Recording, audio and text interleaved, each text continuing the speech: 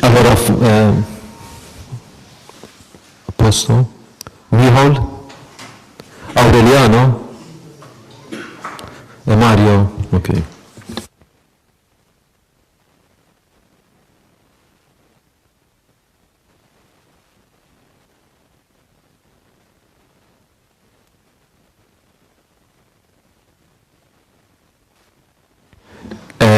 Per i traduttori, prima di iniziare, prima di iniziare, do i numeri delle cabine per le lingue, il numero. Per la lingua italiana, numero 1, canale numero 1. Per la lingua inglese, canale numero 2.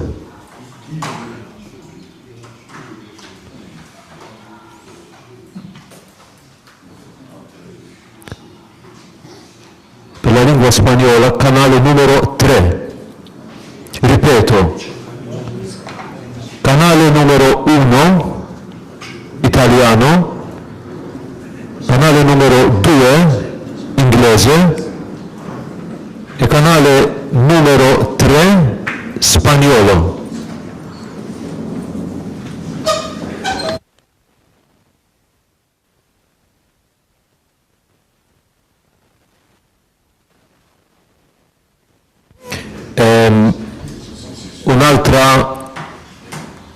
Un altro avviso, prima di iniziare, per dire ufficialmente, questa parte iniziale del congresso sarà su streaming, perciò sarà sul canale YouTube, come sta già stato avvisato ieri a tutto l'ordine attraverso il CITOC. Questa parte, questa mattina, poi io avanti darò altre indicazioni quando le conferenze saranno su streaming, sul canale YouTube, per tutto l'ordine, o anche per tutto il mondo su YouTube.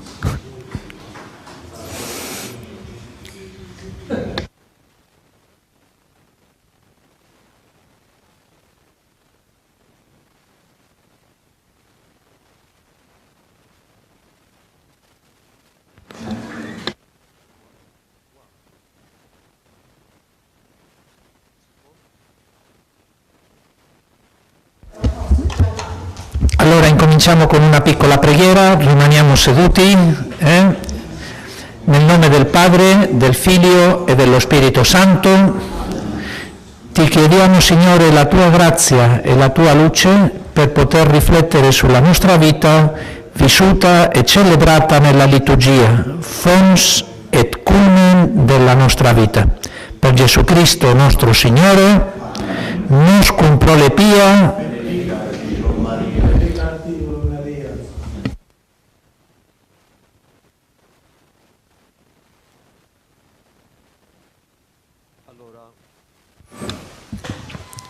Innanzitutto di nuovo do il benvenuto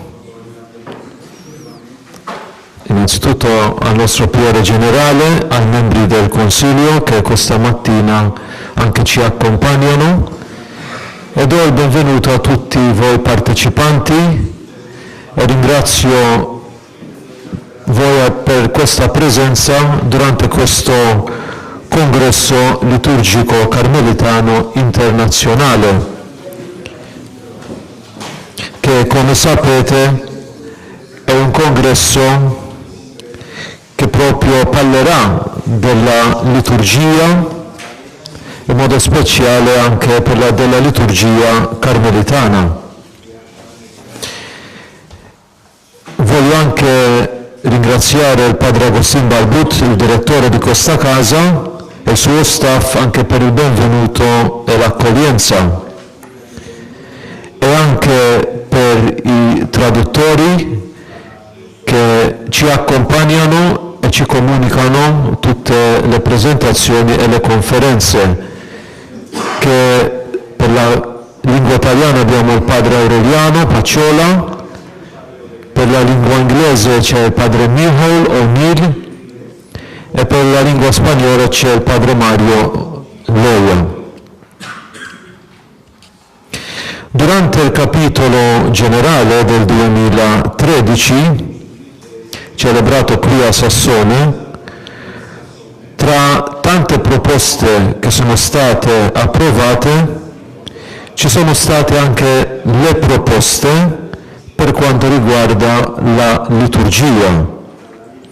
E qui presento queste proposte perché sono le proposte che poi accompagnano la commissione liturgica che è stata nominata dal Consiglio Generale e devo dire anche che ci accompagna anche durante questa settimana.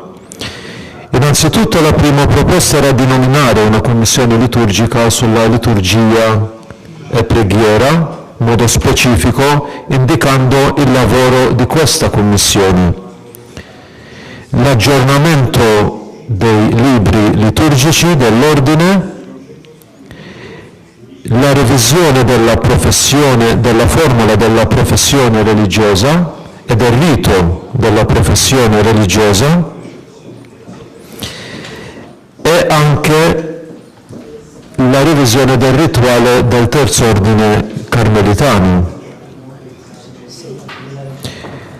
Su queste proposte la Commissione è stata nominata poi, come sapete, dal Consiglio Generale e devo dire, ecco, anche presentare i nomi di questa Commissione, che c'è il Padre Giovanni Grosso, Padre Mario Esposito, Padre Edmondo Caruana, Padre Giuseppe Medili, Padre Robert Manic, il sottoscritto, e anche all'inizio, cioè nel 2014, quando è stato nominato il presidente di questa commissione, era Sua Eccellenza Monsignor Francesco De Sales, che era il presidente, allora segretario generale, che poi, come sappiamo, come sapete, è diventato vescovo nel 2016. Da quando questa commissione è stata nominata si è incontrata 7 volte e durante queste 7 volte la commissione ha studiato tutte queste proposte. Per informazione, i compiti assunti dalla Commissione e programmati dalla stessa Commissione è stato questo: l'aggiornamento del calendario carmelitano, i riti, come già detto, della professione religiosa carmelitana semplice e solenne, il rituale del terzo ordine carmelitano, il rituale per i funerali e il supplemento di testi per la memoria di Santa Maria in sabato. E infine di organizzare un congresso liturgico internazionale per l'ordine con lo scopo di mettere a fuoco la dimensione del vissuto nelle nostre comunità e nelle nostre province. Quando la Commissione ha studiato questa ultima proposta, cioè del congresso, la Commissione ha pensato di inviare prima un questionario a tutto l'ordine per un riscontro sulla situazione liturgica dell'ordine. Dal programma che avete davanti a voi, questa mattina, dopo questa introduzione e il discorso del Priore Generale, Padre Mario Esposito presenterà proprio una relazione e un rapporto su questo questionario. Il 17 novembre, poi, come sapete, del 2017 è stata inviata una lettera a tutto l'ordine per la partecipazione al congresso di coloro che desiderano partecipare. E qui siamo oggi per dare inizio a questo congresso. In questi 7 incontri che che la Commissione sia incontrata a discutere queste proposte e altri lavori, devo dire che il lavoro della Commissione è stato molto ben fatto, molto partecipato e anche preso sul serio. E ringrazio infatti già da adesso ai miei confratelli membri di questa Commissione. Voglio dare anche una piccola informazione per quanto riguarda dove siamo con questi testi. L'aggiornamento del calendario carmelitano nostro, la Commissione ha deciso che invece di aggiornarlo, ma di presentare un nuovo calendario carmelitano per il nostro ordine. E già questo è stato presentato allora alla congregazione per quanto riguarda l'approvazione di questo calendario. Per i riti della professione religiosa, semplice e solenne, questa è stata già fatta, approvato anche dal Consiglio Generale, le traduzioni anche in 3 lingue ufficiali dell'ordine già sono state fatte di questi riti, perciò speriamo che nei settimane e mesi prossimi possiamo presentarlo all'ordine. Anche il rituale del terzo ordine è stato fatto, tradotto, ma anche qualche dettaglio sull'edizione e se Dio vuole nei prossime settimane e mesi sarà presentato anche all'ordine. Per quanto riguarda la formula della professione religiosa, già stata approvata, tradotta in diverse lingue, approvata anche dal Consiglio Generale, dove sono state fatte una revisione di questa formula, perciò anche questa qua formula è presentata all'ordine. Per quanto riguarda altri testi, posso aggiornare, la Commissione sta lavorando sul rituale per i funerali e anche, se Dio vuole, più avanti per i testi per la memoria di Santa Maria in sabato. Più avanti durante questa settimana avrò occasione di dare più informazioni anche su altri testi liturgici nell'ordine che la Commissione sta lavorando. Voglio anche precisare che tutti questi aggiornamenti fatti o revisioni fatte, per adesso voglio sottolineare, anche per motivi di approvazione, questi rituali sono revisione ad experimentum. Questa è una precisazione per quanto riguarda anche per motivi di approvazione. Cioè tutto ciò che è stato presentato al Consiglio Generale ha approvato questi testi come revisione di quello che già c'era prima ed ad experimentum, per vedere un po' gli sviluppi, come sapete, più avanti. Questo per quanto riguarda il lavoro che si sta facendo anche per informazioni sulla liturgia, commissione liturgica. Do adesso delle spiegazioni per quanto riguarda il programma che voi avete davanti in 3 lingue, che chiederò gentilmente di seguire questo programma con gli orari già indicati.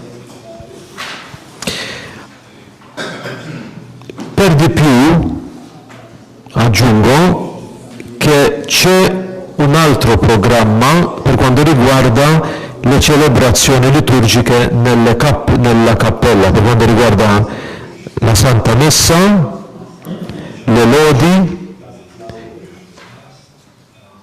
e i vespri. A questo motivo, sulla banchetta vicino al reception, ci sarà la lista di coloro che devono presenziare i momenti liturgici nella cappella, cioè la Santa Messa, che è già stata indicata qui nel programma, ma poi per quanto riguarda la prima lettura, il Vangelo, e anche chi presiederà per quanto riguarda i Vespri. Più avanti, durante la settimana, si darà più informazione, si ricorderà anche alle persone che devono presiedere questi momenti. Anche la commissione che si è incontrata venerdì ha discusso per quanto riguarda chi siano i nomi che devono preparare il messaggio finale, perché si è pensato che alla fine di questo congresso si presenterà un messaggio finale. Questo messaggio finale deve essere non tanto lungo, ma è un messaggio che sarà inviato a tutto l'ordine. La Commissione ha deciso di scegliere dei nomi, di nominare dei nomi affinché queste persone possano preparare questo messaggio finale. Per adesso noi non abbiamo contattato per adesso questi nomi, ma io già posso dire chi sono questi nomi e chiederò la loro disponibilità, che questi nomi poi possono lavorare, essere coordinate da padre Mario Esposito, che è membro della commissione. Perciò i nomi che faranno parte di questa piccola commissione per preparare il messaggio finale: padre Mario Esposito, che coordinerà, padre Owen Moore, frate Teofil Macuni e padre Wagner Sanagiotto. Padre Mario contatterà voi, così almeno mettete d'accordo come sarà poi coordinato questo lavoro per il messaggio finale.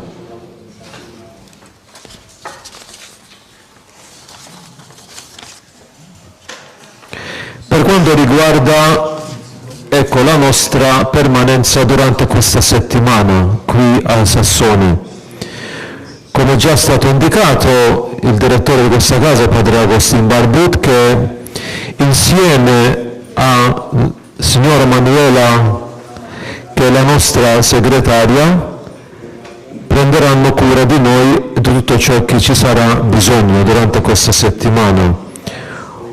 Un dettaglio che chiederò: se qualcuno servirà una dieta di cibo, contatterà Manuela o padre Agostino provvederà per i pranzi e per le cene. Anche per altre cose per quanto riguarda la nostra, come già detto, permanenza durante questa settimana. Per anche aggiungere, per quanto riguarda questa organizzazione, durante questa settimana, anche se già qualcuno di voi ci hanno dato il giorno, l'ora della loro partenza, chiederò di nuovo di confermare questo affinché noi possiamo coordinare tutto ciò per il trasporto per la vostra destinazione. Così, per confermare, potete farlo questo con Emanuela.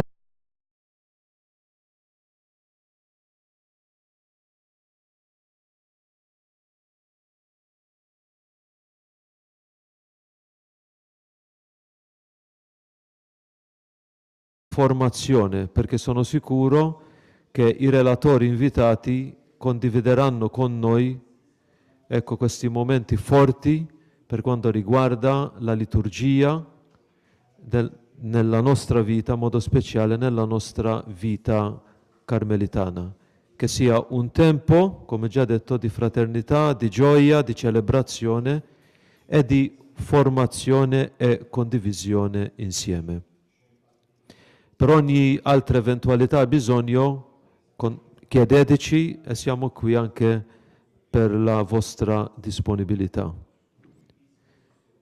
Grazie. Chiederò a Padre Fernando, per discorso suo.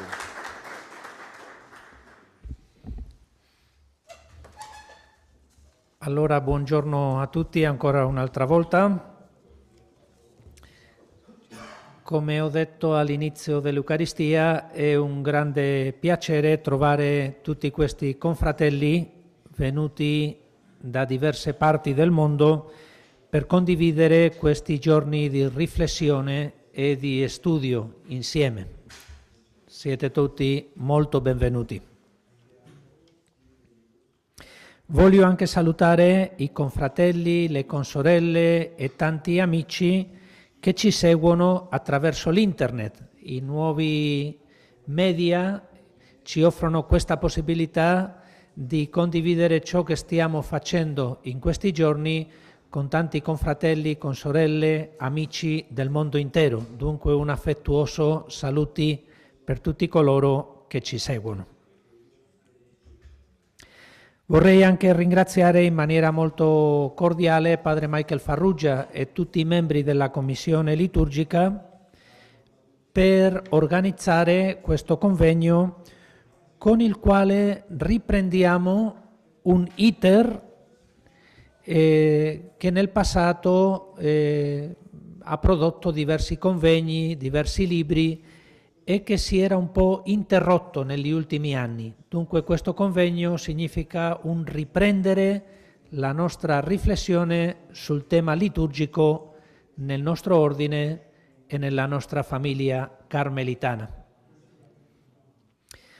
Una parola anche per i nostri traduttori e per tutti voi. Come vedete, io parlo in maniera un po' lenta perché i nostri traduttori possano seguire il discorso. Vi invito anche a tutti voi a ricordare che non possiamo parlare molto rapido in questi giorni perché loro hanno un lavoro molto pesante e di solito hanno questa abitudine, i nostri traduttori hanno l'abitudine di respirare, allora dobbiamo lasciargli un piccolo spazio per poter respirare.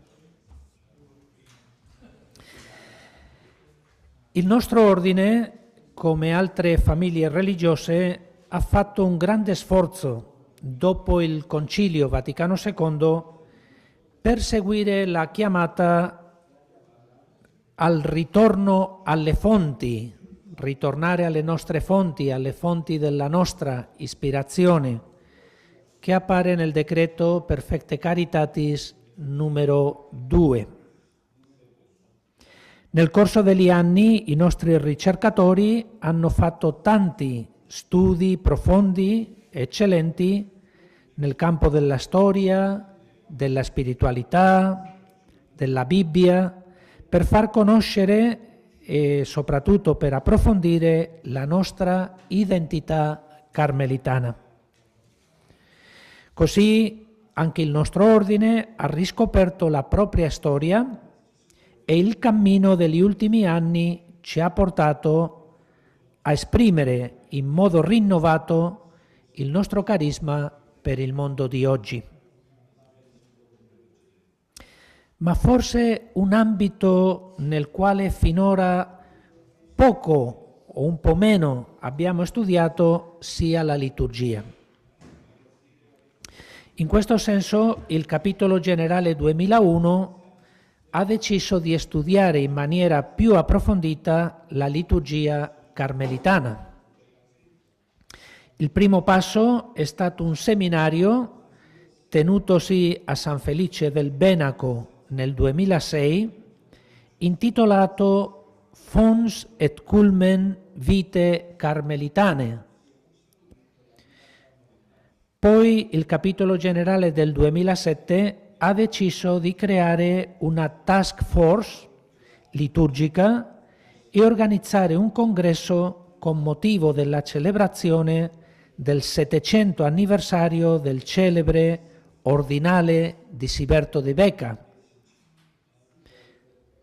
Si trattava di studiare non soltanto questo testo così importante, l'ordinale, ma anche studiare il suo influsso nel nostro ordine poiché, come sapete, è stato usato per più di 250 anni come veicolo di espressione e di celebrazione della nostra spiritualità. Devo confessare che il convegno non si è celebrato, anche se il capitolo l'aveva raccomandato, per diversi motivi, ma almeno l'intenzione era buona. Non l'abbiamo fatto, ma l'intenzione era buona. E leggo direttamente dal CITOC online.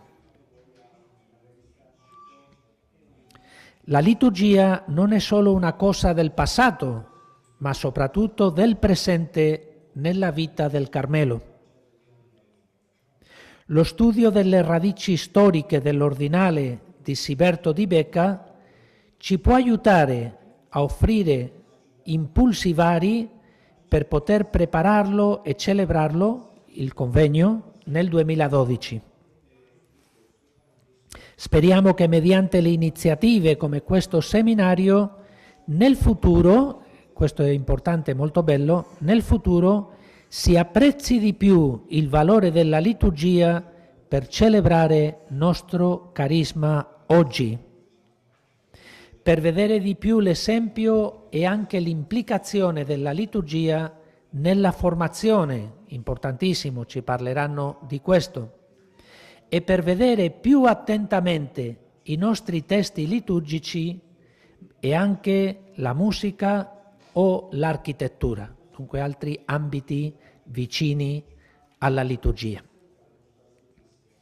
Dunque, questa è la prima idea, questo convegno che celebriamo in questi giorni viene in continuazione con un desiderio, con un iter di tutto l'ordine per riflettere sulla liturgia carmelitana o sul ruolo della liturgia nella famiglia del Carmelo.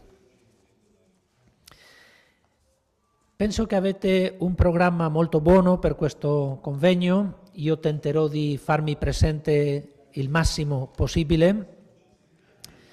È un programma molto interessante e l'altro giorno io mostravo questo programma a un confratello e lui l'ha visto e mi ha detto: allora tu parli prima degli esperti? Io ho detto sì, io parlo prima degli esperti, grazie. Dunque ha detto che io non ero un esperto. In questo caso aveva tutta la ragione, io non sono un esperto di liturgia.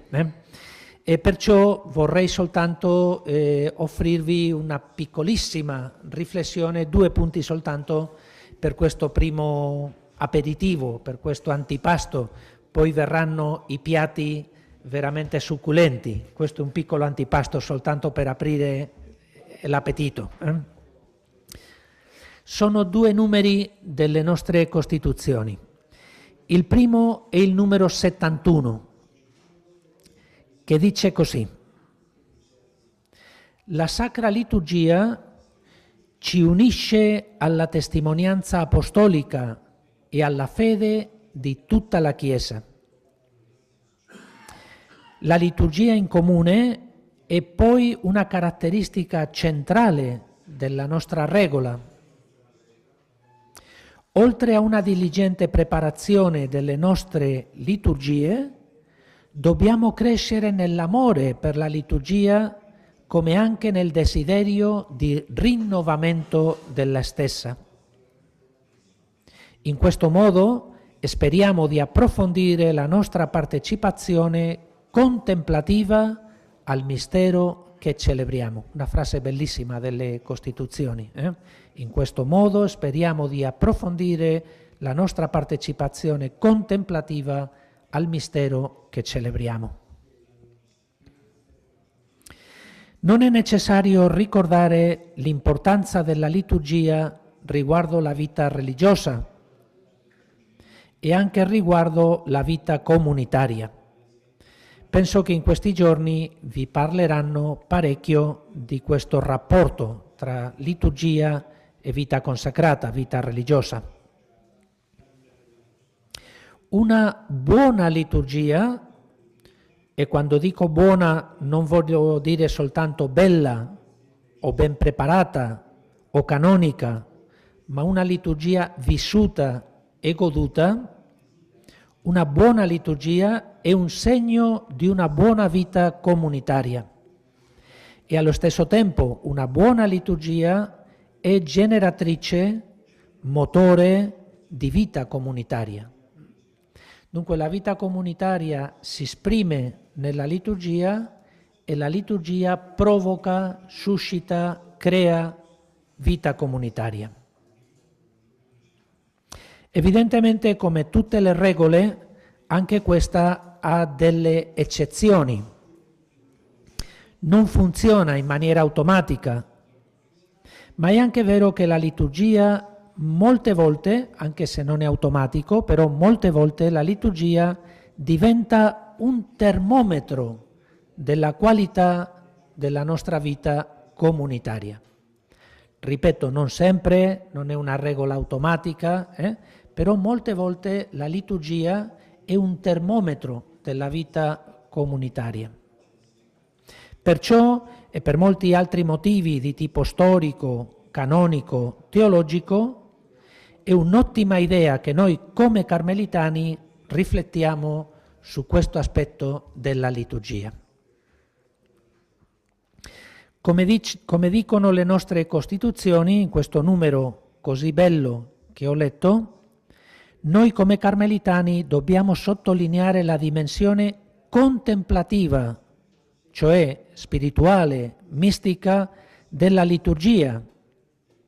E anche dobbiamo ricordare che una vera contemplazione e la spiritualità, una vera spiritualità, puntano verso la liturgia della Chiesa, verso il mistero di Cristo che è il centro, la ragione, la sorgente e il traguardo della nostra spiritualità, se non vogliamo cadere in un intimismo di tipo psicologico o in un nirvana più o meno cristiano o in una sorta di wellness che pur essendo molto sano e molto positivo non è veramente una spiritualità centrata nel mistero di Cristo.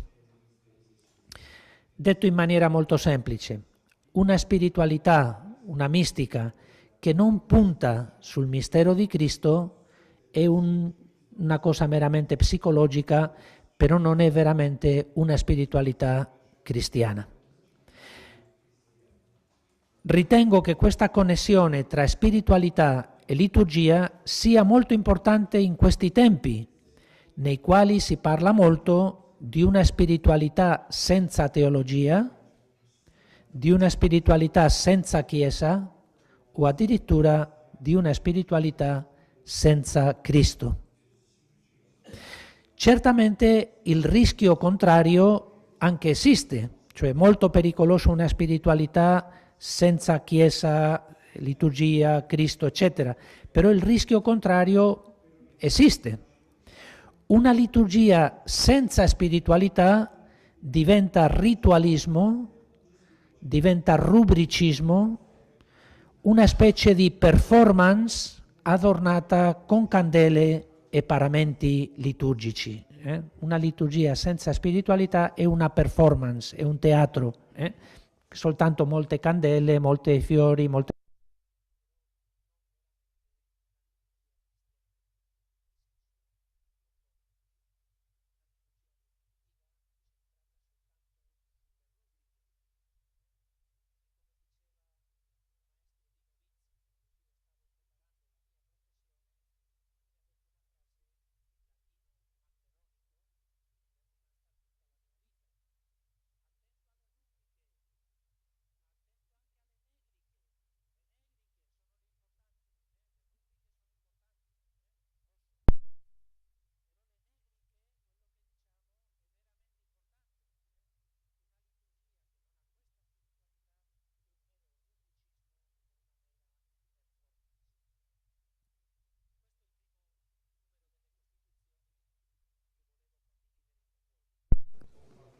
Poi lo potete leggere e godere, gustare con calma. Il secondo numero è il numero 86, che parla di Maria nella liturgia carmelitana.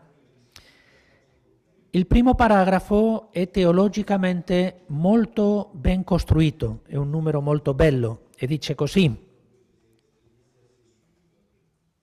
il culto verso la Beatissima Vergine Maria e il dovere di propagarlo appartiene alla natura stessa della missione che il nostro ordine ha nella Chiesa. Quindi, seguendo la mente della Chiesa stessa, promuoviamo generosamente il culto, specie liturgico, verso la Beata Vergine. Dico io tra parentesi, non è un optional, non è una forma di arredare la liturgia. Il culto verso la Beata Vergine Maria forma parte della missione stessa dell'ordine nella Chiesa. L'esemplarietà della Beata Vergine Maria, che emerge dalla stessa celebrazione liturgica, induce i fedeli a conformarsi alla loro madre e per lei al suo figlio. Li induce a celebrare i misteri di Cristo con gli stessi sentimenti e atteggiamenti con i quali la Vergine contemplava il suo figlio in Betlemme e in Nazareth, e nel momento del suo annientamento, ed esultava per la sua risurrezione insieme a tutti i suoi nuovi figli.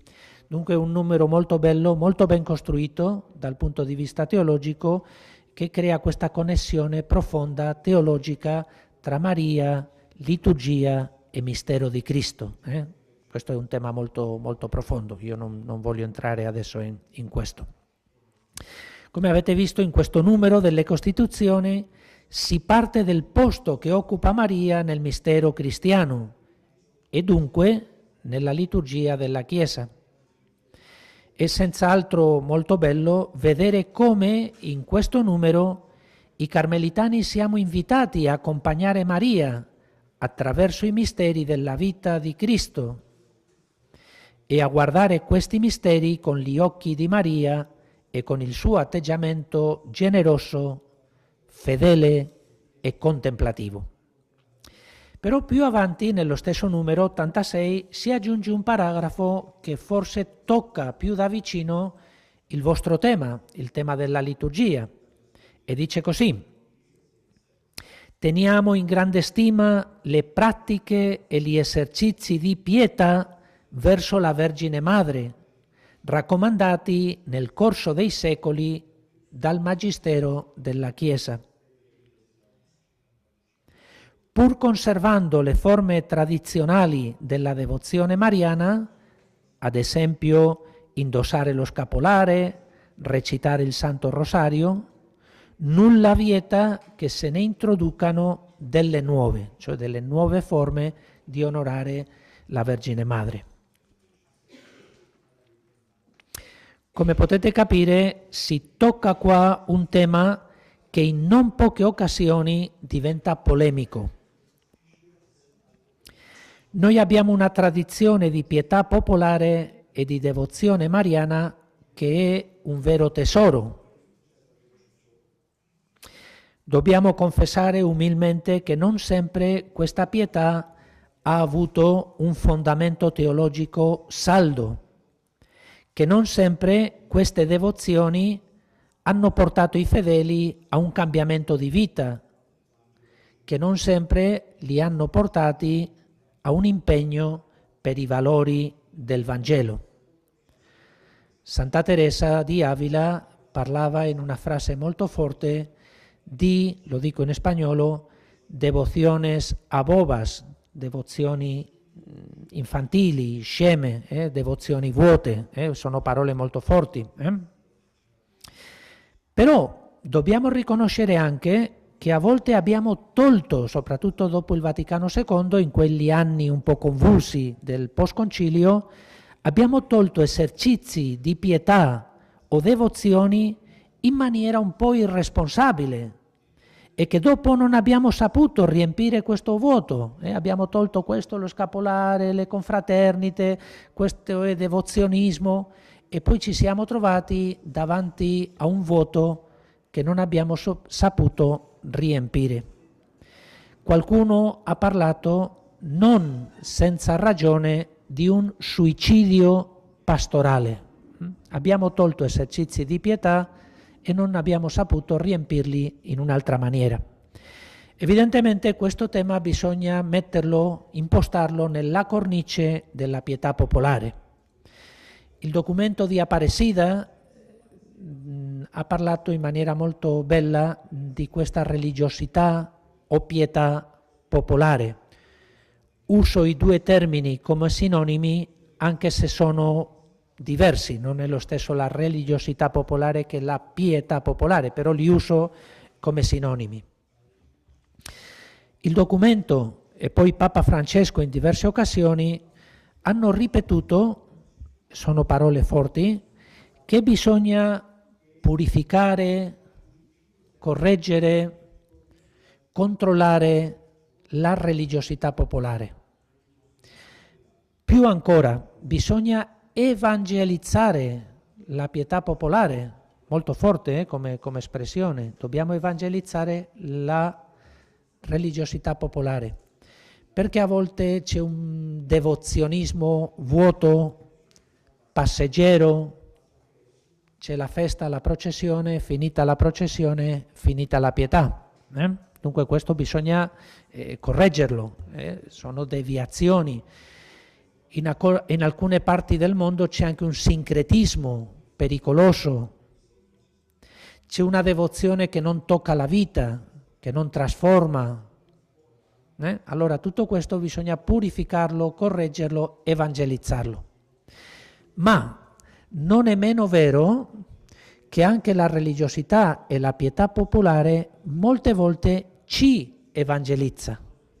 Il popolo semplice che non ha letto a San Tommaso e che non ha letto a Karl Rahner esprime le grandi verità con questa pietà popolare e a volte in maniera molto ricca, molto profonda e molto bella. Dunque vedete, da una parte correggere la religiosità popolare, dall'altra parte lasciare la religiosità popolare evangelizzarci, perché il popolo esprime le grandi verità con questa religiosità. In questa cornice noi abbiamo il tesoro del nostro universo simbolico, della nostra pietà popolare, della nostra devozione mariana. Basta vedere le feste che si fanno intorno alla festa della Madonna del Carmine in tutto il mondo, soprattutto in certi paesi, per vedere che un vero tesoro, una piattaforma pastorale, una piattaforma di evangelizzazione. E questa è per me una delle grandi sfide che noi dobbiamo affrontare nei prossimi anni. Come approfittare la religiosità popolare perché non sia soltanto un devozionismo vuoto, un devozionismo passeggero, ma una vera piattaforma di evangelizzazione e di vita cristiana. Metto soltanto un esempio, con questo già finisco. Il tema dello scapolare. Noi abbiamo un rito bellissimo per l'imposizione dello scapolare. Però molte volte dobbiamo confessare che l'imposizione si fa in maniera troppo casareccia. Parlo della mia provincia, così nessuno si può sentire offeso di quello che dico. A volte arriva un giorno della novena, oggi ci sarà l'imposizione del santo scapolare. Chi vuole ricevere lo scapolare? Di solito diciamo attenti perché quelli che l'hanno già, che le è stato imposto, non devono farlo un'altra volta. All'inizio c'è un po' di vergogna, un po' di paura, non escono molti, però poi una volta che incominciano a uscire tutti vogliono riceverlo, e uno sta facendo l'imposizione e sente dire: padre mi dia un altro per mia cognata che è in ospedale, per il mio cugino, allora una confusione, chi lo riceve, chi non lo riceve, quante volte l'ha ricevuto. E io dico, peccato, che pena che un rito così bello lo stiamo, bisogna curarlo un pochino di più.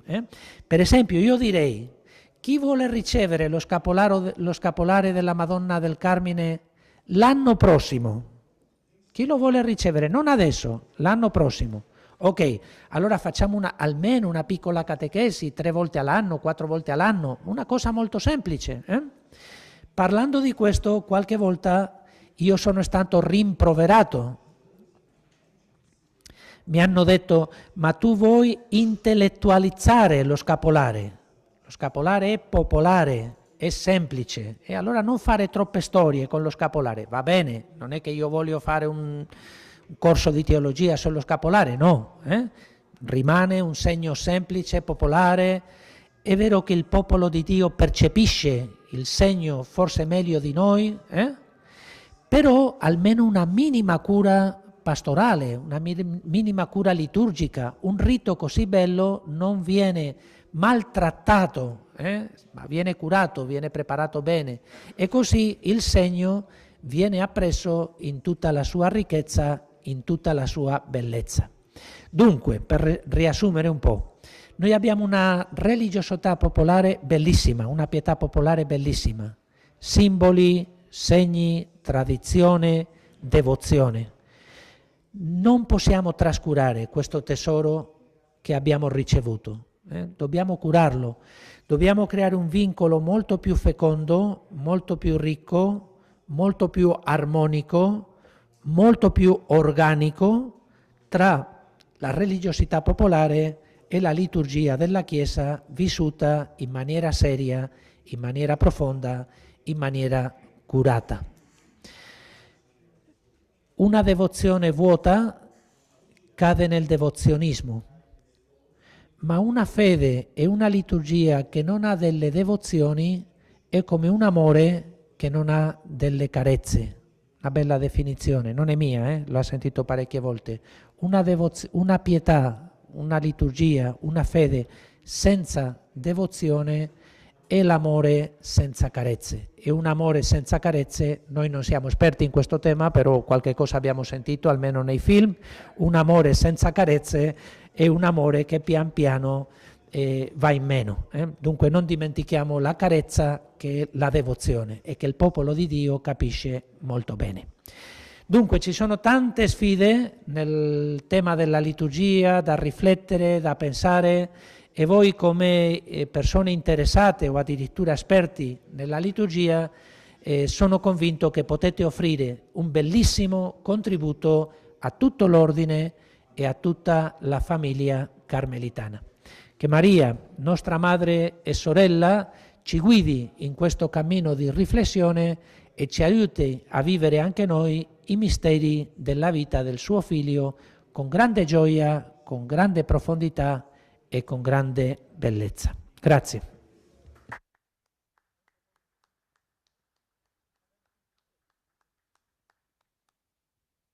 Grazie Padre Fernando, lui ci ha detto che ci dà, che c'è da un antipasto, devo dire che è stato un buon antipasto, che il pranzo di sicuro e la cena saranno ottimi anche. Grazie per questa condivisione. Allora adesso, come lui, Padre Fernando ci ha detto, durante questa settimana avremo anche altre occasioni per averlo tra di noi.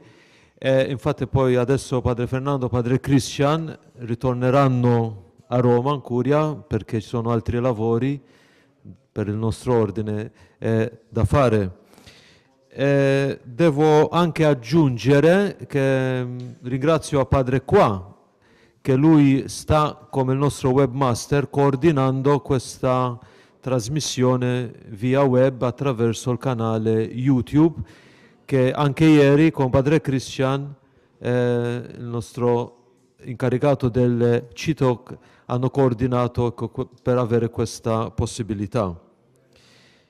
Sul programma abbiamo indicato che iniziamo alle 11:15 la feedback e la discussione sul questionario con Padre Mario Esposito. Io suggerisco a questo punto do 5 minuti di tempo, di stendersi un po', affinché poi Padre Mario può fare questa presentazione. 5 minuti e ricominciamo con Padre Mario. Grazie.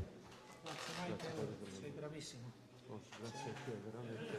C'è stata una reputazione mia, questo Sì, dello scorpolato. era Raffaellino che diceva, ma tu vuoi intellettualizzare? No, ma un pochino, sì. Un po' di pastorale. Poi alla fine ti tolgono gli scapolari della mano. Una continuazione. Grazie Cristian. Qualsiasi cosa, io torno domani, Michael, qualsiasi cosa ci chiami. Ok, Sì, grazie. grazie a te. Ah, ok. La porto con me. Ok. C'era una scadenza.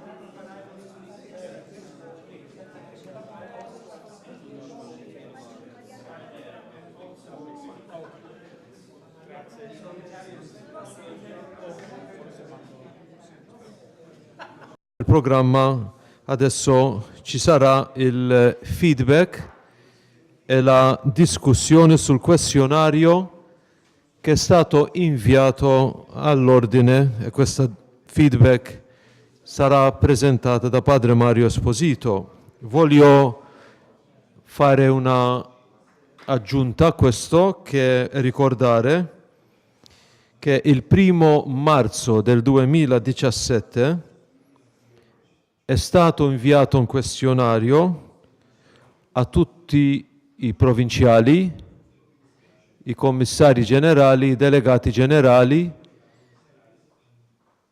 Proprio questo questionario è stato presentato in 3 lingue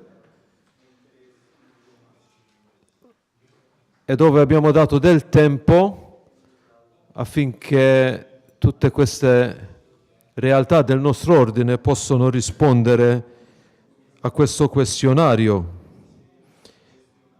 Come dirà Padre Mario, questo questionario è stato presentato nell'ottica di avere una realtà della situazione liturgica nel nostro ordine. Padre Mario adesso ci presenterà questo feedback e ci darà anche delle indicazioni così che dopo possiamo avere delle discussioni e la discussione insieme. Padre Mario. Thank you, Father Michael. My name is Mario Esposito from the St. Elias province. And I am an example that when you make a suggestion, you should be aware of how your suggestion will be received. So I wrote the proposal for the General Chapter to have the Liturgy and Prayer Commission, and it was accepted by the chapter, and then I was rewarded by being put on the commission, and then I was rewarded by becoming the secretary. So it's a caution before you volunteer or suggest something, what may happen, okay? So I would like to say that, like the Father General in this, I too am speaking before the experts, that I have been working with this wonderful group of brothers in the Liturgical and Prayer Commission, but I do not consider myself to be an expert. But I have had the opportunity, or I was given the responsibility to study the questionnaire in detail, read it over and over again. I have made friends with Google Translator so that I could understand better the comments written in Italian and Spanish. And I apologize in advance if I have not grasped as clearly as possible the intent of the brethren. I also would like to say, those of you, we all have experience in our provinces and in our commissariats and delegations, that when you ask questions, you have to be clear on what is the answer that you might be looking for. to be sure that the question is written to elicit the material you want. So I want to make some comments about the questionnaire. What was the questionnaire intended for, or what it was not intended for, okay? Those in the Curia who receive questionnaires tell us that the level of response across the order was actually quite good, nearly 60%. But I will give you some statistics about that and try as best you can to follow me. If you have any question, just raise your hand. So on the first page, you have received what was the actual questionnaire. We asked 13 questions, and we gave an indication that in the response, you could say whether you considered this question, this topic, very important, somewhat important, or not really important. And in many cases, the brethren who answered followed that, and that was a help. So when you get almost everyone responding, this is very important, you get a sense, yes, you have touched some point that the brethren have a feeling or a thought about. So we will come back to this questionnaire and read it over, as I will try to give you some summary of the questionnaire. The questionnaires came back like this, and then we reduced to 12 pages, and now to summarize in 2 pages. So please, I ask your patience. The Commission received, I'm on page 2 now. The Commission received the following responses to the questionnaire from around the order, either from individual friars or communities, and sometimes it was not so clear to distinguish from whom the response came. So in the North American region, we heard from the St. Elias province and its 2 foundations in Trinidad and Vietnam. In Europe, we heard from the provinces of the Netherlands, Ireland, Aragon, Valencia, Castile, and their commissariat in the Antilles, Malta, Portugal. From South America, we heard a response from Colombia of the Italian province. Africa, the Congo. And Asia, the Philippines, India, the St. Thomas province, and the delegation. I will give a little more information. In the St. Elias province, there was approximately 38 individuals and communities that answered, okay? And we had 1 community in Trinidad that responded. There were many responses from the province of Aragon, Valencia, and Castile, 7 community responses, and they numbered how many individuals? 34. The provincial of the Antilles, there was a response from Santo Domingo. From the province of Australia and Timor-Leste, there was 1 response that brought together 8 different discussions. In the Irish province, 2 communities and 5 individuals, there was a very high response. There was 1 response for the province of St. Thomas in India, which seemed to be a response that was collated from various individuals. Again, the same with the Maltese province. The province of the Netherlands responded quite a bit. There were responses from all of the first order communities, 2 from the Carmelite circles, and 10 persons both from the first and the third order. There was also included a chapter of a book by Hugh Wilson, Biblical Spirituality, Contours of a Disciple. From the province of the Philippines, there were 10 individual responses. There was one response from the Commissariat General of Portugal, which seemed to be, again, a group response. One response from Colombia. A response from the General Delegation in India, and that was from their Formation Commission, and from the Congo, from the Community of St. Joseph. So this is approximately the responses that we received. I would like to say something about the questionnaire itself.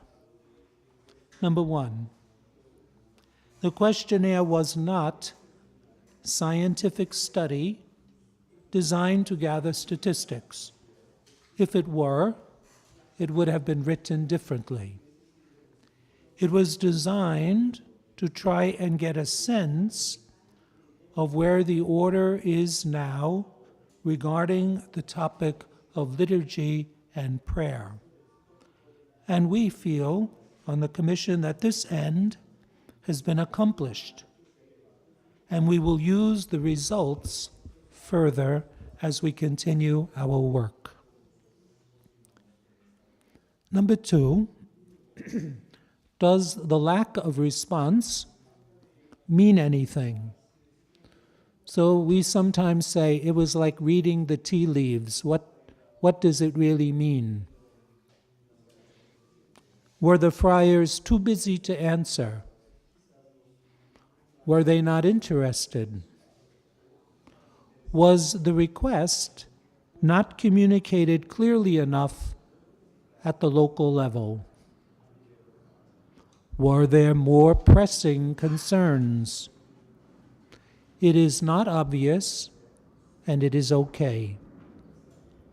Generally, as I said, the level of response, especially, we are told, in comparison to some other questionnaires in the order, was considered good.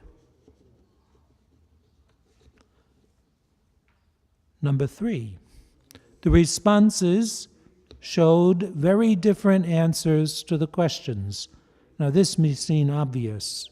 Where 2 or 3 are gathered, there are 4 or 5 opinions. For example, sometimes the answer was given, "This is a very important question," but it is not clear that it is the topic that was very important or the question was very important. Number 4, on occasion, the answers, though heartfelt and written very well and very nicely, did not really answer the question. And number 5, you cannot separate the reporter, including my own gathering and reporting of the responses. As we are all known to do occasionally, the answers sometimes seemed like mini sermons, offered with the best of intentions. And in itself, this is okay, because it gave people a chance to speak their mind. Okay? So those are the general responses or the general view of the questionnaire. The questionnaire did not ask in-depth questions about theology. They didn't ask questions about practice, I guess, or historical information. The questionnaire was designed to see what is the level of importance of this topic of prayer and liturgy in the order. So look for a moment, if you will, please, at the questionnaire.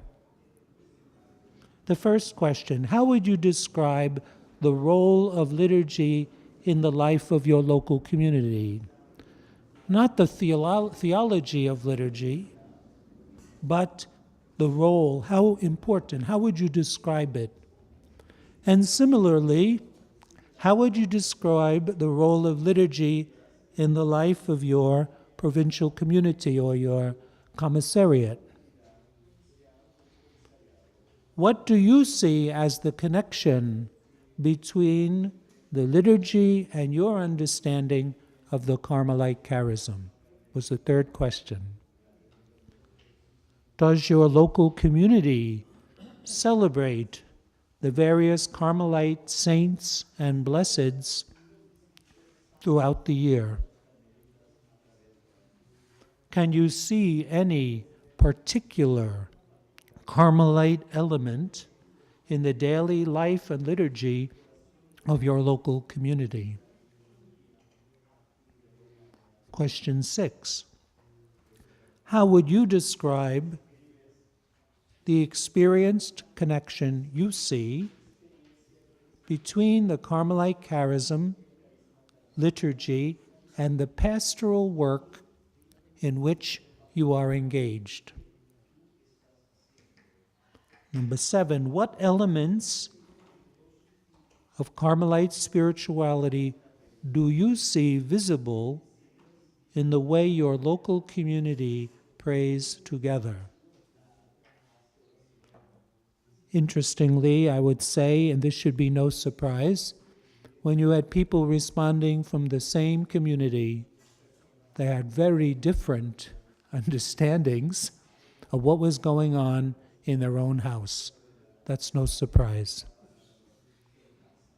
Number 8, what elements of Carmelite spirituality do you see visible in the way you pray in your local ministerial setting, whatever it is, school, parish, retreat house, mission, whatever is your local pastoral setting, ministerial setting? Number 9, what elements of Carmelite spirituality would you like to see visible in the way your local community or ministry prays together? What would you like to see visible? Number 10, what blocks these elements from being manifested, shown forth in the manner in which you pray together in your community and ministry? Number 11, very revealing question. What training did you receive or study did you do in liturgy during your time in formation? Number 12, in reality, practically, how important is celebrating the liturgy, divine office, Mass, the other sacraments, in your own prayer life as a Carmelite? It may have been better to have also said in your devotions, because many of the brethren also mentioned their devotions, their particular prayers for Mary and the saints. And 13, the last, what might make liturgy more important for you in your Carmelite religious life? So these were the questions, and they were designed to look at the relationship between Carmelite charism and spirituality and our life of prayer and liturgy, the relationship between the two. Again, not in a statistical or even in a historical or deeply theological way. Is that clear enough? Okay. So taking all of these responses, pages and pages and pages, you try to boil down or extract things which I think most of us will not be surprised to find. So I'll go through these points and then give you a little more information from the responses themselves. Point 1, there is definitely an interest in liturgy among many members of the order. That is clear and all of you being present here shows this. So there is definitely interest. The second point, the role of liturgy is seen as very important, both in the local community and in the life of the province or commissariat. But this latter question revealed some difference in understanding. So some people answered, overall in my province, the liturgy is seen as important. And others answered that when my province or commissariat is together for some event, a chapter, a meeting, or something, the liturgy is done well and treated as important. So people heard this question in at least two different ways. Next, in many novitiates and formation houses, the values of liturgy and prayer were or are given a strong emphasis. And in some provinces, there were important friars who had a great impact on the liturgical atmosphere of the entire group. For example, Father Smith, Gregory Smith, Father Forcadell, some mentioned Posancini, Father Ziberta, Father Griffin, and I'm sure there were others that had a great impact. Who? James Boyce, yes, James Boyce. So people still, after years, refer to these men as having had a great impact, not just on one or two people, but on the whole atmosphere. Okay?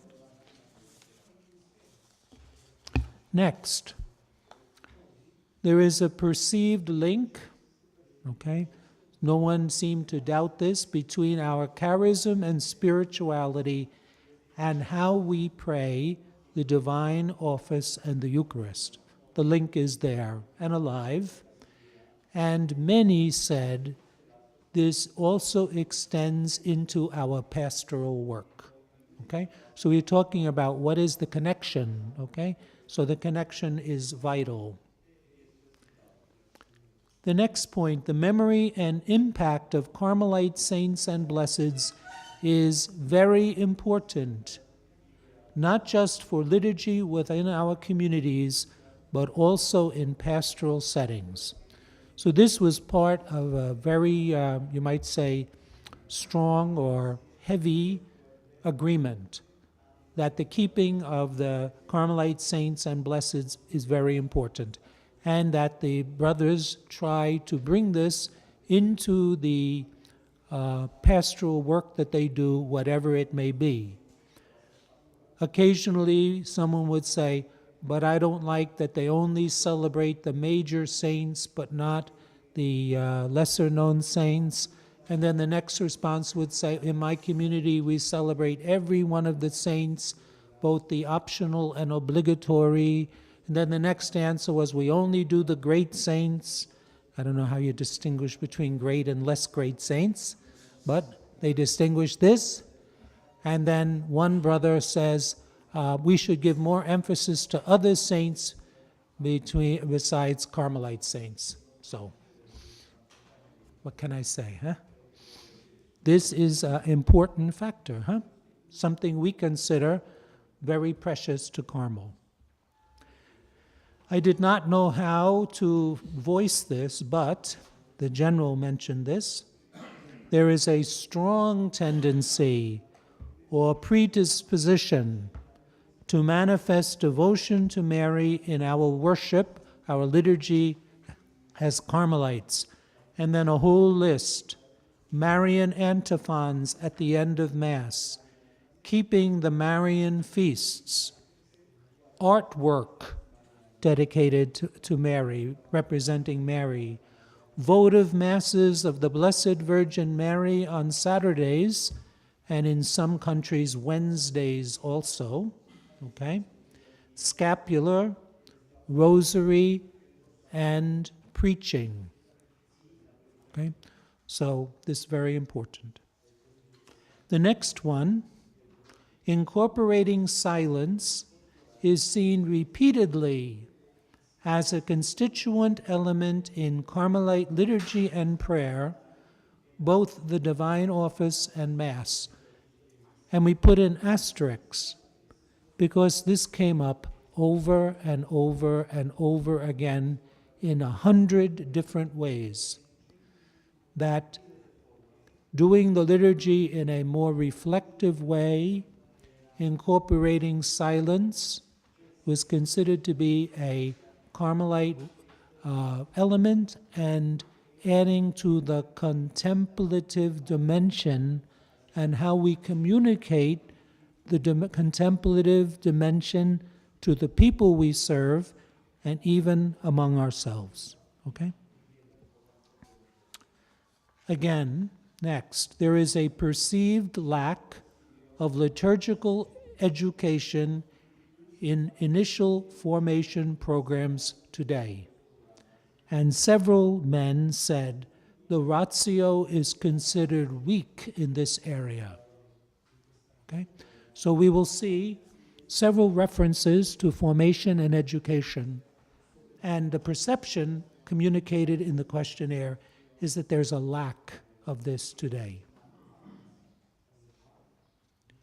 Next, several times and from several different parts of the order, not just a particular continent, in several places and from very different geographic regions, it was stated that there should be formation and education done in the area of liturgy and prayer, specifically led by Carmelites trained to do so. So they say it's not enough to go to the university and receive the training or the very good teaching by a professor of liturgy, but somehow or another our order has to find and develop teachers who can communicate and teach in this subject from a Carmelite point of view. Okay? Is clear enough? All right. Many responses indicated little study of liturgy during theological studies.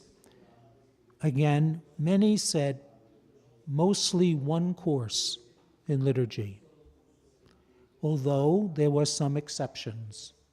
I think in one of the provinces, maybe India, they stated that this is a topic that received a lot of training, and also training not just in the Latin rite, but also the Syrian tradition of liturgy. Okay? It also appears that the younger friars have had more practical training in preaching and presiding during their studies. And I think that's true. If you look at various curricula from around the world, most theological programs have these kind of basic training in celebrating, etc., presiding. There is a tension, next, we say, I hope, a healthy tension, between the contemplative dimension of prayer that is desired by many, repeated again and again, the contemplative dimension of prayer, and the pressures of time and ministry, and we would add travel. One or two of the responses, the brethren added the pressure of travel as well, time and work and travel that stretches this dimension, contemplative dimension, or the thought of some friars to just finish, to say the prayers and be done. Okay? So there's a tension between this, oh, come on, let's just get this finished on one side, and oh, we should do this more contemplatively and slowly on the other side. I think you understand what I mean. There is a desire among many of the friars for a greater knowledge of the Carmelite liturgy and its various themes and traditions. Related to this is to know more about the Carmelite rite and its principles, more so than restoring the rite itself, which was not a question asked. So in one or two of the responses it said, I have heard that the Carmelite rite emphasized the resurrection and devotion to Mary and Elijah, but I have never studied it or seen it or heard of it. So there's this desire to know more about what were the principles or what was contained in this rite over this period of time. Okay? So we go from that to friars are interested, very interested, repeated again and again, in up-to-date liturgical texts. They say, we don't have the texts, and God knows we work on this.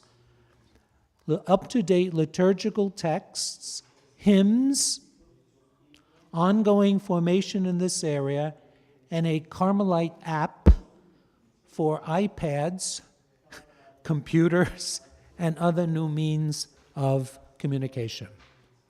Okay? The Carmelite app.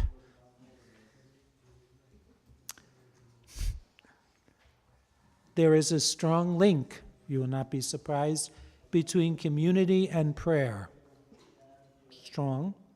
Prayer is seen as building up the community, and in turn, the fraternities celebrated as enriching the prayer. Both sides, okay? So the prayer building the community and the fraternity enriching the prayer. Again, liturgy reveals recognizable differences of opinion that we are familiar with. Pre- and post-Vatican II understandings, age differences and cultural differences, and the desire for a more stable and traditional prayer, and again, one that is more innovative and creative. And none of these differences is good or bad in itself. I would like to add that we should also put here questions of language. Language should be here as well. And again, no surprise, we had in several cases 4, 5, 6, 7, 8 people responding from the same community. The first one says, the prayer is too traditional, it's the same every day. The next response is, every day they want to do something new. We never know what's going to happen. And the next one, some other variation. So this should be no surprise to us living in community that liturgy often mirrors the differences of opinion and point of view in a local community.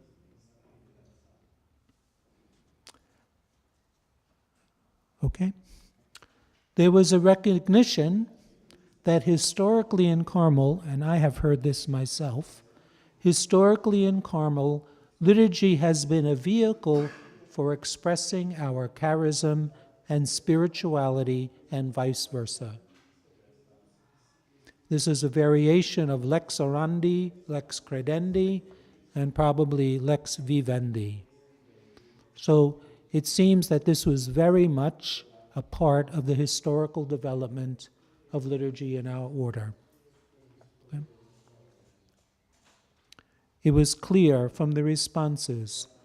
Liturgy is understood as related to Carmelite identity and is more than just what we do together, but that liturgy is seen as formative of identity. This came across and came through in the responses. judging from the responses, not making a judgment on the responses, but judging from the responses, it appears from those who answered that liturgy is understood in order as the liturgy of the hours, the Eucharist, prayer and meditation, Lectio Divina, new forms of prayer, and the sacraments. We're not saying that this one is more important than the other, just in the level of response, the office, divine office, then the Eucharist, etc.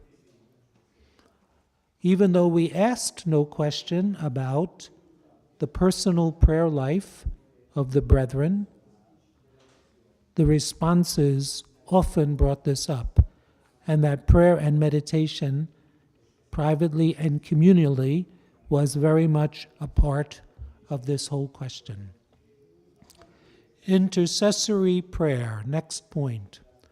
Offering prayers of intercession for various needs, ranging from vocations, for example, health issues, and concerns arising from peace and justice work, were considered part of Carmelite prayer, the prayer of intercession.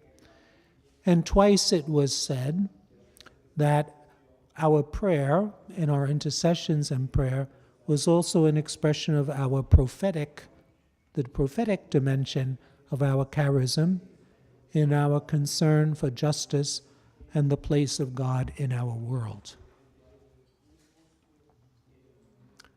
Next, a renewed sense of the Word of God is largely present in Carmelite worship, in both the office and Mass, and responding to the Word in silence was mentioned very often.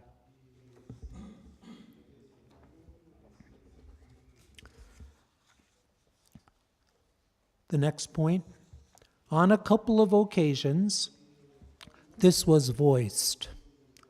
I don't know exactly, I struggled how to express this, but this is what I heard. Carmelite identity is an interior or an internal reality. Identity is externalized by Carmelites through what they say and do, so searching for external elements are not that important.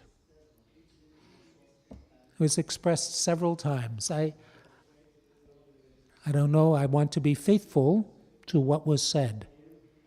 So it said, what elements of Carmelite spirituality do you see present in your worship, or do you think should be present? And the answer was, well, Carmelite spirituality is an internal thing.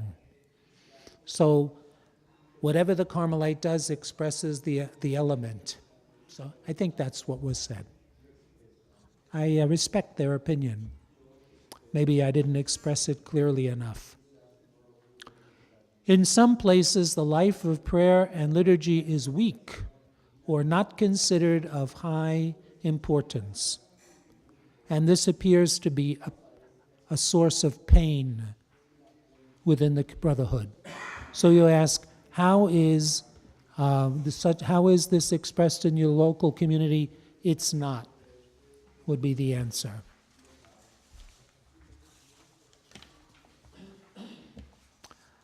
Again, something not easy to communicate.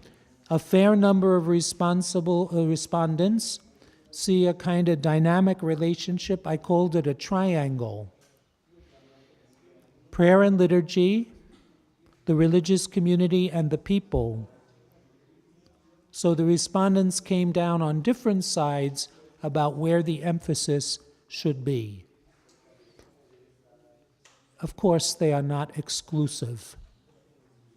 But some people emphasized the people, the participation of the people. Some people emphasized the prayer and liturgy in itself as an act of worship.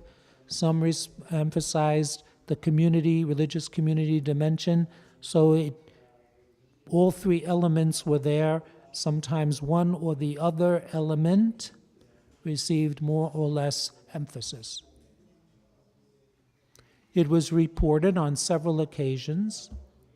The lay people perceive a difference in how Carmelites pray, preach, and do the liturgy, and they find it attractive.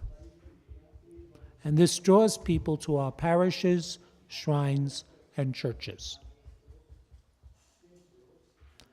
Another theme that appeared several times, the size of the local community impacts the life of prayer and liturgy. So, if there were more people, it would be easier. Statements like this.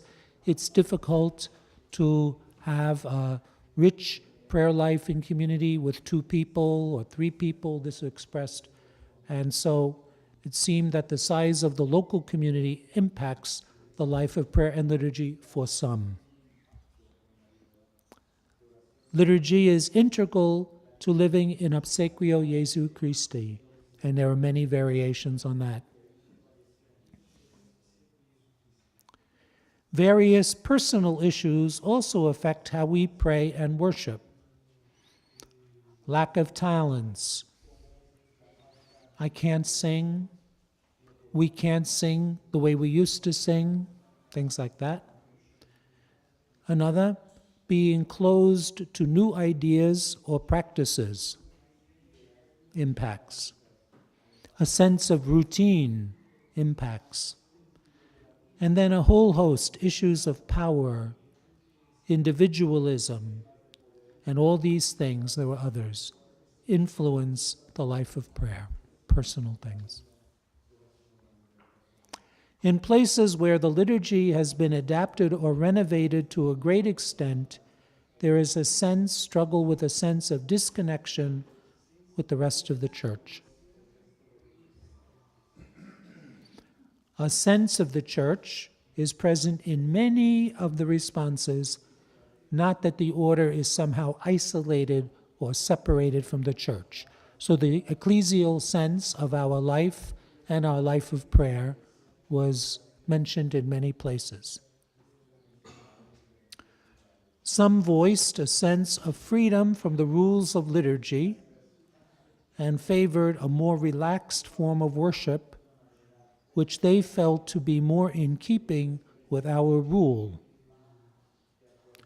Of course, others felt that the tradition of prayer and the norms of prayer in the liturgical books are to be observed faithfully.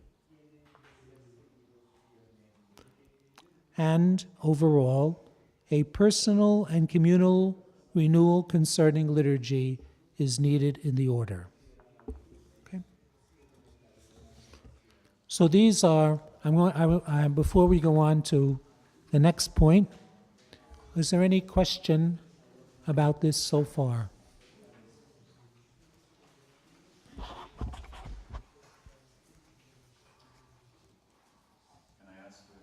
Sure. Sure. When you said that liturgy is understood when you said that liturgy is understood as related to Carmelite identity, that is more than just what we do together. Liturgy is seen as form of identity.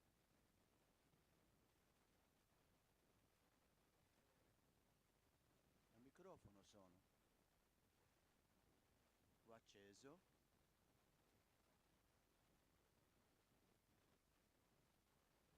Mi senti? Mi senti?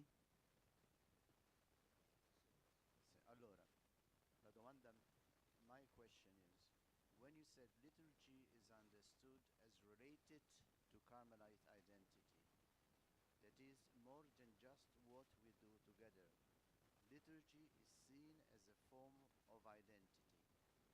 Did they specify what kind of identity? They spoke about this being our vocation as religious. Just only as religious, not as Carmelite. No, when they spoke about that this is part of our identity as Carmelite religious in the church, to be men of prayer. That's the way I understood it. Okay? Or this is part of our following of Jesus Christ. something deeper than, well, we just do this together. No, it's part of who we are as Carmelite religious in the church. Okay?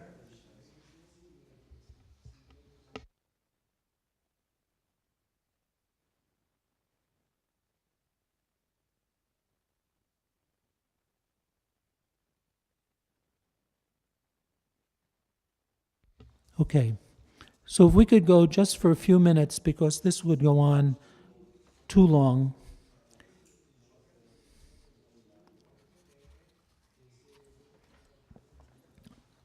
I'd like to just go from question to question and give you some little highlights.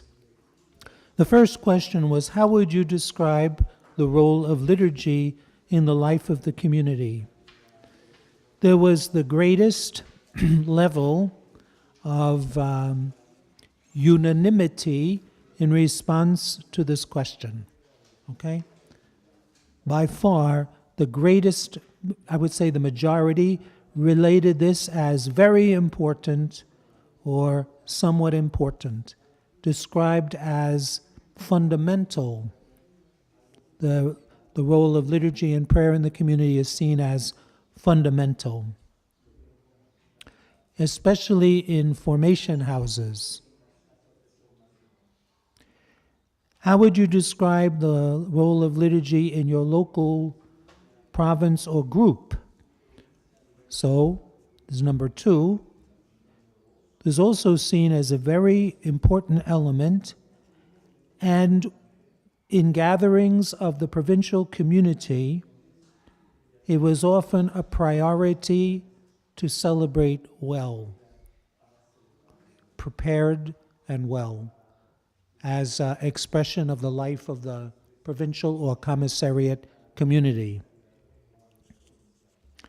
Number 3, what do you see as the connection between liturgy and the understanding of the Carmelite charism? So, for example, this is a time of communal prayer, not just personal prayer, but liturgy connects us very much to the church. Liturgy helps to connect us to our authentic tradition. Liturgy is the evident act through which the characteristics of the Carmelite community are manifested. And then a theme, very much part of the ratio, liturgy is connected to the transformation of our lives and a more intimate relationship with God. Liturgy is an expression of our functioning and our living as Carmelites within the church. Liturgy is a vital way for expressing our following of Jesus Christ. Number 4, the question of the Carmelite saints and blesseds received a lot of response. This is considered to be very, very important in the liturgy of the hours and in our churches, both, okay? Some said we have novenas and triduum, tridui, whatever's the plural of triduums, in honor of various saints. The saints are celebrated with enthusiasm. Enthusiasm. The saints and blesseds are examples for me to follow. We celebrate these feasts carefully. We decorate the church. We talk about the life and virtues of each saint, and this is an important pedagogical point, not just for those in formation, but also for the people we serve, to use the saints as teaching examples for our people. And we celebrate them with, again, joy, especially every feast of Our Lady. Many, many times, brothers, in the responses, people referred to the Marian antiphons, incorporating the various Flos Carmeli, Regina Caeli, Salve Regina, Ave Regina Caelorum, etc., mentioned many times as an expression of our devotion and spirituality in the liturgy. And we try to celebrate this said here reflectively and silently. There were two comments, at least, that these were celebrated well in the novitiate, but this did not always carry on when they left and went to other houses. The celebration of the saints help us in our following of Jesus Christ. Question 5, the Carmelite elements. Again, the leading Carmelite element was seen as the expressed devotion to Mary, the Flos Carmeli, Marian antiphons, etc. So that was first. Second, the incorporation of silence after readings and psalms. And there were at least 18 responses that saw, in just this question, silence as a Carmelite element that we put into the liturgy. We tried to slow down the recitation of the office to be more prayerful and contemplative. Images of Mary. Our prayer in this strengthens our service. Here they mentioned hospitality. And we try to keep this present in our prayers. Then there were many other elements. We attend Carmelite workshops. We read the rule together. We follow the Carmelite calendar. Daily prayers offered through the intercession of Mary and Elijah.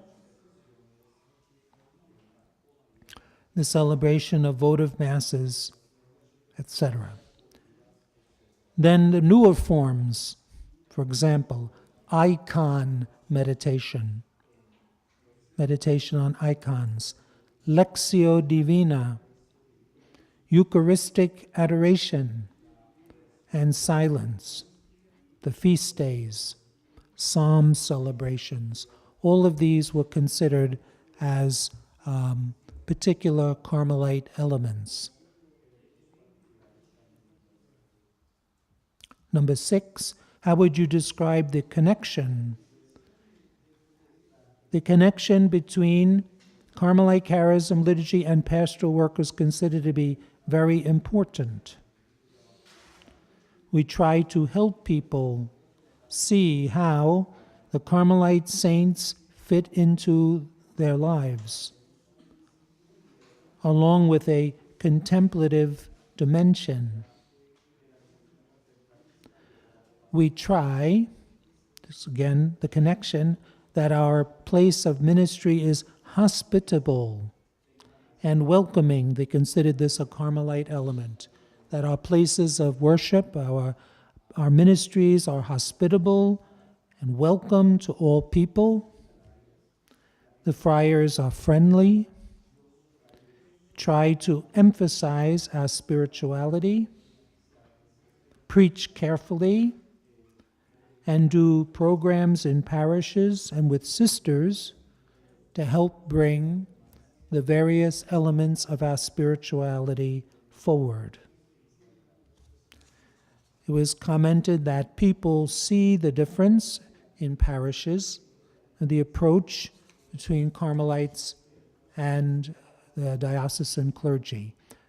By the way, this question had the longest answers. Even though the space in the questionnaire wasn't very big, this particular question had the longest responses, because we are men that have our ministries, and so always there is this, how do we bring our life and the concerns of our pastoral work into our prayer, and how can our prayer then enter into this? And one person just came out and said, our charism cannot be separated from our pastoral life. You know, the charism forms us, and so for sure, how we do our ministry is affected by our spirituality and charism, and many people struggle how to bring the contemplative dimension of this charism into their work. And they comment that people are busy, you know, family life has many difficulties. How can you help, how can you bring this to them? I remember in my own province, they asked, what concrete way do you show your Carmelite spirituality in your work? And the number one answer was, we try to help people to learn how to pray and to encourage them in their prayer. That is, we see as part of the extension of our charism. We express our charism in our parishes, in the ministry of the Word, in sacraments, and pastoral contexts. And this helps us to live in an open and receiving attitude. So in some provinces, for example, in the Netherlands, in their response, they're clear that the life of prayer and spirituality is also to help us to listen and receive people in an open way. Okay? I don't mean it was just the Netherlands, but it was very clear in their response. I can meet God in the faces of the people I work with. You cannot separate prayer and pastoral work, as prayer is the fuel and the charism gives meaning to our efforts. I think you can get the sense, you know, of the response. Next, what elements of Carmelite spirituality do you see visible? Actually, several people answered, this is very difficult to answer. What elements do you see visible? This is difficult to answer. So the number one answer was allowing time for silence and reflection in the liturgy of the hours and Mass was seen as the most or the first element. Placing a special emphasis on Carmelite feasts and saints and Carmelite writers, you know, making the tradition available to people.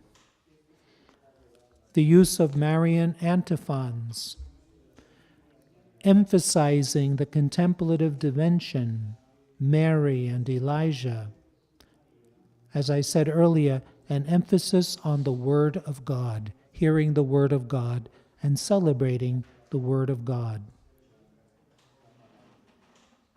The manner of our praying builds our fraternity and shows also the centrality of Eucharist and the contemplation of the Word.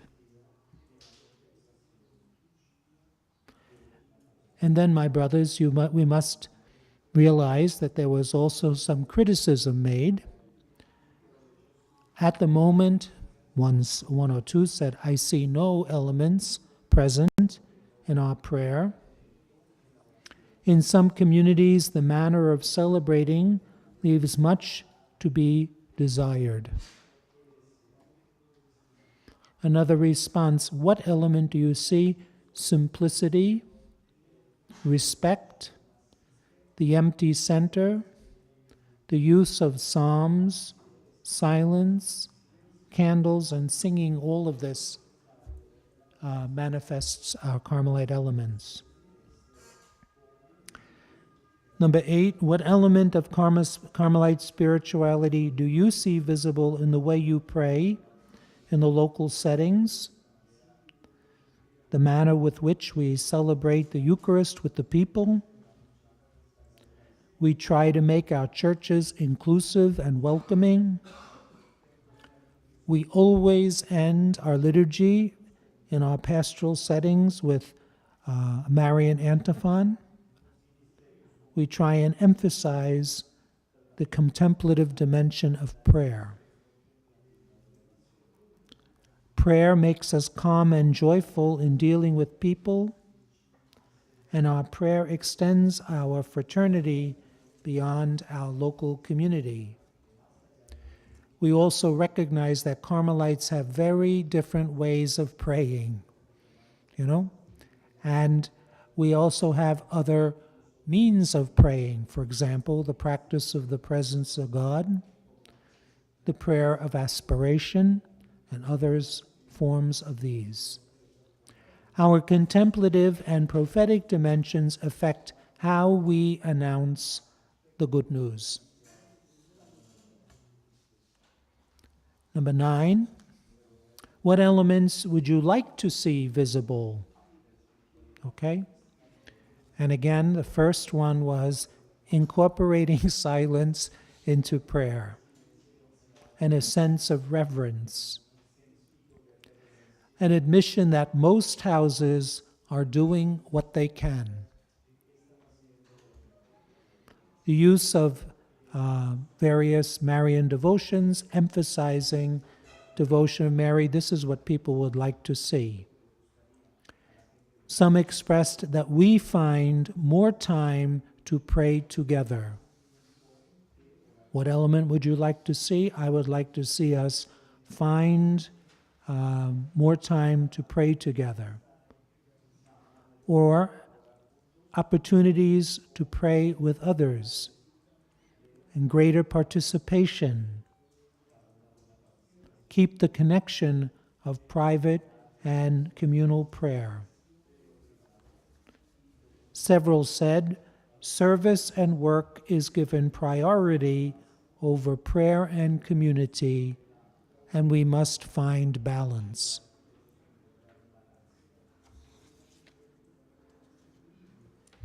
Number 10, what blocks these elements? The first one was Carmelite spirituality is internal. There are no external blocks. A lack of fraternity is a block. Daily prayer as too mechanical. Routine. No creativity. Lack of proper books. These are seen as blocks. Ministerial needs. Nothing blocks us. In other places, parishes and other ministries, sometimes the friars are busy or too tired. A clash of time for prayer. Age gaps. Different expectations. Blocks we're talking about. Excessive use of social media dulls and weakens concentration. Social media can add to the normal demands of life. Individualism, distractions, prayer time not set carefully enough, lack of preparation, rushing the prayers. Language and other gaps in cultural or spiritual formation.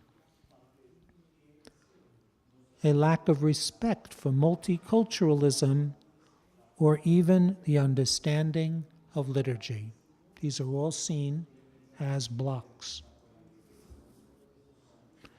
And I would say, having read this 20 times, you could say the lack of balance between the various elements of our lives, most people would see as a block. Number 11, I said earlier, what training did you receive? So this is something that can be addressed, I think, later on in the program. Some others will address this. Some said we only studied homiletics. That was the extent of our training in liturgy, okay? They did a few liturgy courses, but a minimum.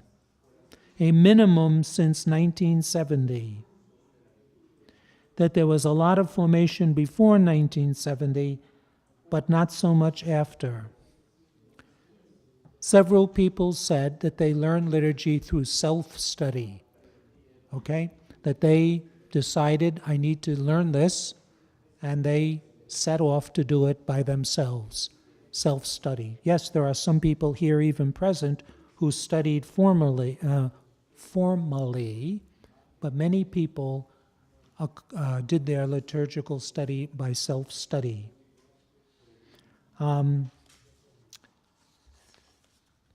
I received only the basic formation, and then some say I learned my liturgy by attending lectures and courses, as well as by experimentation and workshops, okay?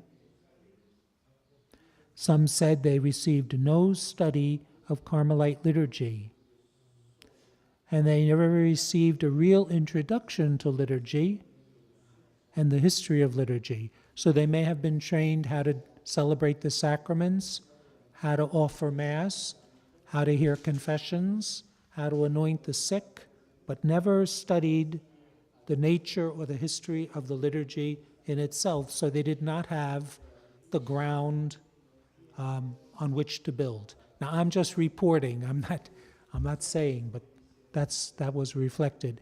And the Commission knew when we began that this would be an important element about what training concretely did people receive in this area.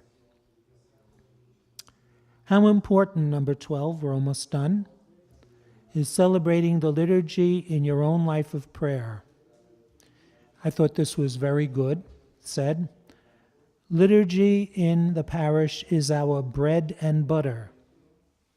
So this, I don't know if this image is used in other languages, but it just means this is basically everything in the parish is liturgy and pastoral care related like that.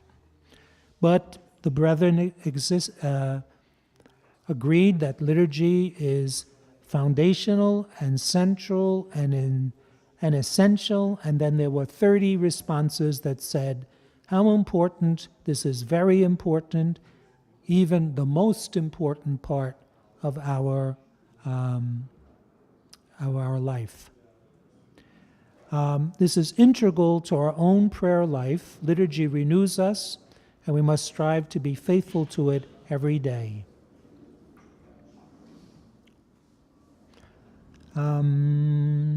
That liturgy is only limited by the demands of my ministry.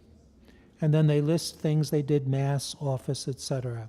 I can share my Carmelite life with the people as a priest. And the liturgy hour should be well planned so that it is experienced as a time of prayer and community. And finally, what might make liturgy more important for you? Again, I think most of these elements have all been remarked previously.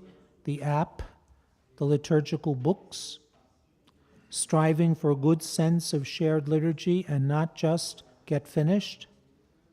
Prepare the liturgy. They would like to see a renewed or improved or studied Carmelite rite. New hymns are needed. Ongoing formation. Basically all the points we've made earlier. So this is a condensation of a very large document into, I hope, something understandable. Any questions, please? If I can try and answer, I will.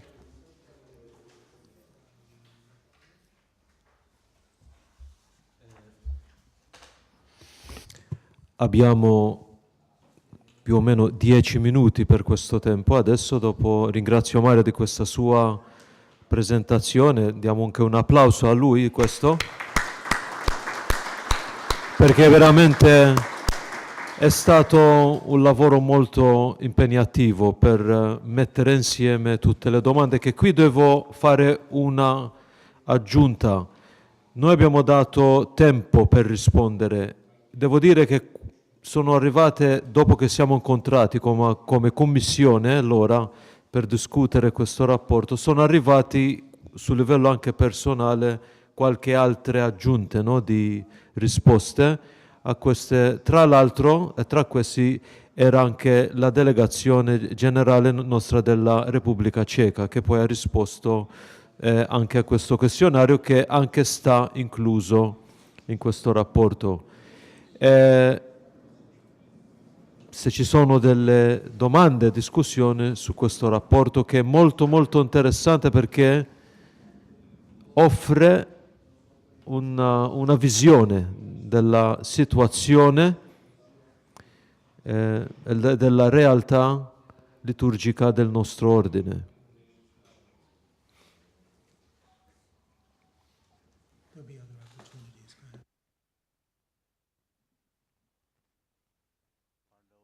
Parlo in italiano adesso. Prima di tutto, come ha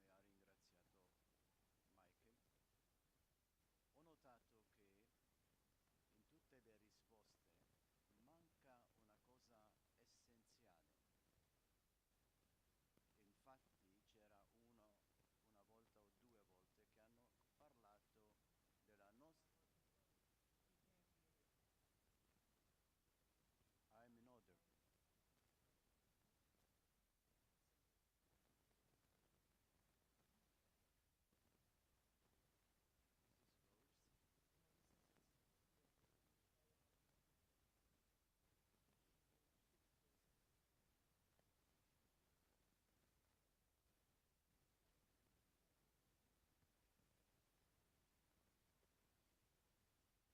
Allora, mi senti adesso? Ecco. Allora, grazie di questo già. Però ho notato che nelle risposte sempre parlano della liturgia e non per due o tre volte se non quella liturgia carmelitana, che non sanno niente di questa liturgia carmelitana. È importante di notare che tutto quello che per poter vivere la nostra identità, se non sai che cosa è la liturgia carmelitana, vuol dire il rito carmelitano, che cosa aveva, che cosa presentava, come puoi vivere la sua identità come carmelitano nel mondo d'oggi? È chiaro che le risposte sono state date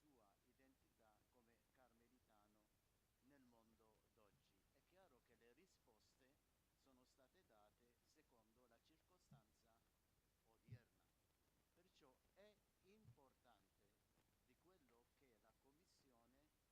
poi,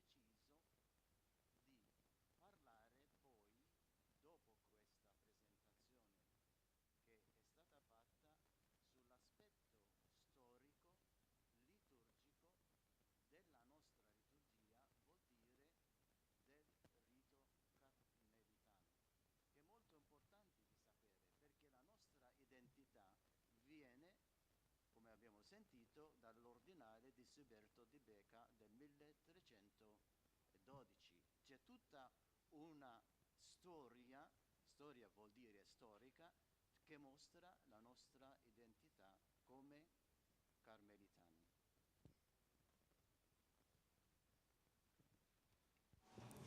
Grazie Edmondo. Altre commenti, osservazioni o domande?